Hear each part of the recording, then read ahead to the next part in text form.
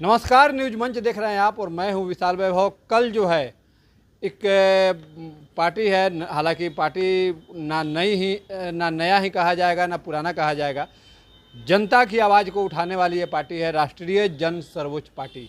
और राष्ट्रीय जन सर्वोच्च पार्टी के राष्ट्रीय अध्यक्ष हमारे साथ हैं अरुण मुसाड़। लेकिन इनसे हम बात करने से पहले इस पार्टी का जो टैगलाइन है इस पर गौर कीजिएगा।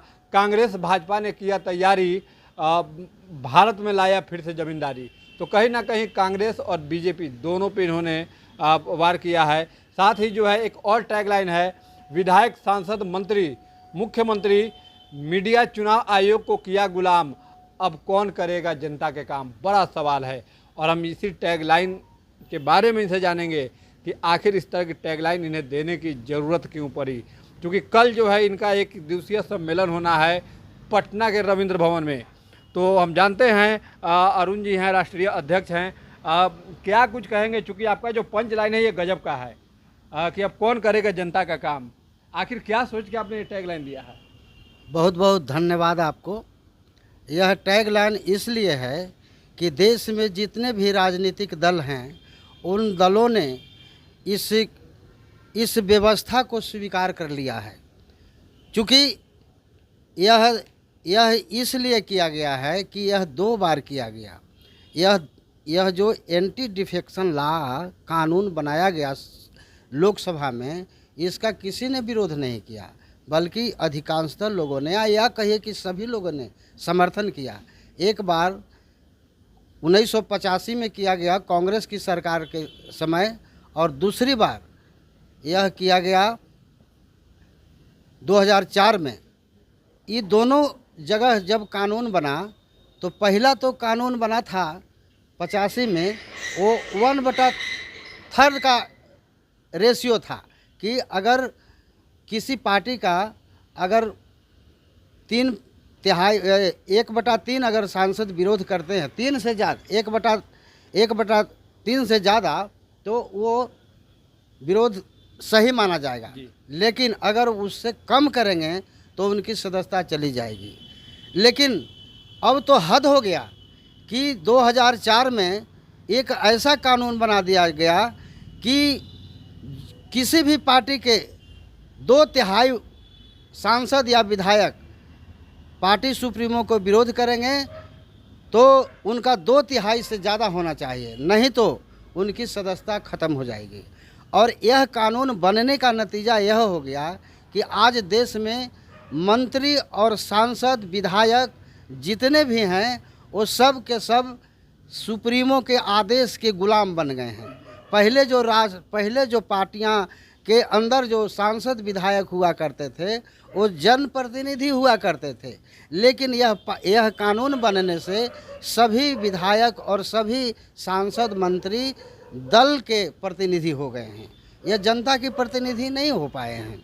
और यही कारण है कि इनकी आवाज़ जो है दब जाती है। इनकी आवाज़ सुप्रीमो से ऑर्डर लेने की ज़रूरत पड़ती है, तब यह संसद में चाहे विधानसभा में बोलते हैं।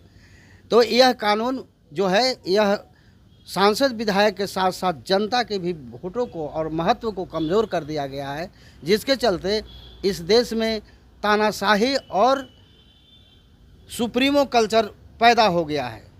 तानाशाही सुप्रीमो का रवैया बन गया है। अब जिसको मन करेगा उसको टिकट देगा, जिसको मन करेगा उसको नहीं करेगा। और यहीं से भाई भतीजावाद, परिवारवाद, व्यक्तिवाद का उपज हो गया है। इसलिए हम चाहते हैं कि यह कानून जो है देश के लिए और देश के नागरिकों के लिए बहुत ही घातक है। इसको ख़त्म किया जाना चाहिए। तब पहले वाला जैसे लोकतंत्र था उस तरह के होना चाहिए। आज जो लोकतंत्र चल रहा है वह लोकतंत्र पार्टी के ग्रिप के आधार पर चल रहा है, यानी स्वच्छ लोकतंत्र होना चाहिए। स्वच्छ लोकतंत्र होना चाहिए।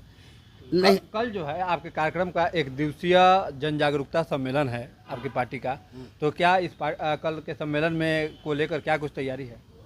तैयारी यह है कि मैंने यह अध्ययन किया है कि इस देश में मांझी समाज इतने हाशिए पर है कि उसका कोई वजूद नहीं रह गया है।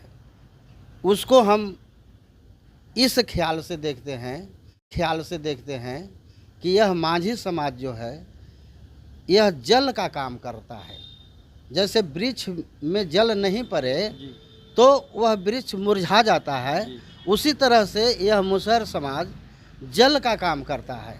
सभी पार्टियों का रैली प्रदर्शन यही मुसहर समाज जा कर के भीड़ जुटा देता है, लेकिन बेचारा को मिलता कुछ नहीं है।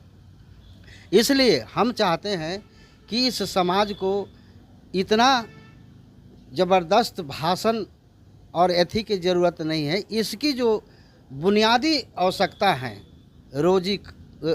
रोटी कपड़ा मकान, ये जो बुनियादी है जो अभी मुख्य रूप से धरातल पर नहीं नज़र आता है, इसलिए इनकी व्यवस्था पहले सर्वप्रथम किया जाना चाहिए ताकि यह समाज भी मुख्य धारा में आगे बढ़ सके।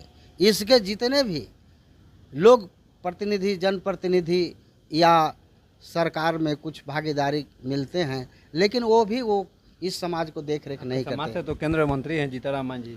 जीतनराम मांझी मंत्री हैं। जीतनराम मांझी को तो मैंने आज से नहीं 1980 से देख रहे हैं, समझ रहे हैं, जान रहे हैं, लेकिन उनकी यह मनसा नहीं है कि मेरा समाज आगे बढ़े।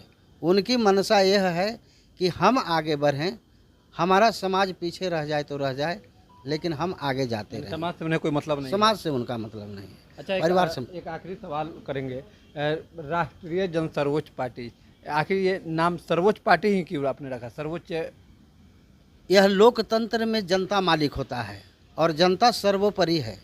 इसकी अदालत सबकी अदालत से ऊंचा है, इसलिए जनता को हमने सर्वोच्च रखा है कि इस देश में रहने वाला जनता सबसे ऊपर है और राष्ट्रीय स्तर पर जनता का सर्वोच्चता है। इसलिए इस पार्टी का नाम राष्ट्रीय जन सर्वोच्च पार्टी रखा है। कल के इस कार्यक्रम में कहाँ से लोग आएंगे? लगभग कितने लोग को आने की उम्मीद है?